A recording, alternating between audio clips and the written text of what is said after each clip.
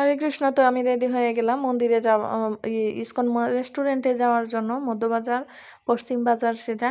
আমি ওই রেস্টুরেন্টে মাঝে মাঝেই যাই, মাঝে মাঝে না গেলে আমার ভালো লাগে না। রেস্টুরেন্টের কিছু ফাস্ট ফুড আছে যেটা আমি খুবই পছন্দ করি, কিন্তু বড় কথা হলো যে রেস্টুরেন্টে আমি বাহিরে যে গেলে যে কাপড় চোপড়গুলো ব্যবহার করতে হয়, ওগুলো আবার পরে গুছানোর ঝামেলা থাকে। তাই আমি একটা জামাই বারবার পরার চেষ্টা করি, কয়েকবার পরার পরে আরেকটা জামা নামাই, এরকম করে করে পরি আর কি।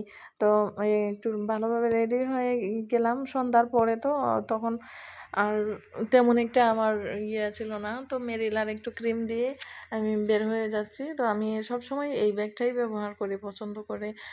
এই ব্যাগটা খুব সিম্পল আমার কাছে মনে হয়। ব্যাগটা ব্যবহার করতে আমার ভালোও লাগে।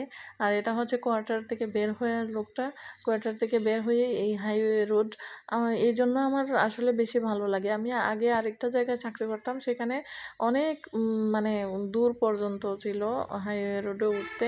তো রেস্টুরেন্টে 5 টাকা গাড়ি ভাড়া দিয়ে রেস্টুরেন্টে গিয়ে এই বুন্দিয়া ছানা প্রসাদ পাইলাম। আর এই ফলোয়ার্স মাতাজির সাথে দেখা হয়ে গেল, অনেক সুন্দর সময় কাটালাম দুজনে হাসি খুশি গল্প করে। ভালো থাকবেন, হরে কৃষ্ণ।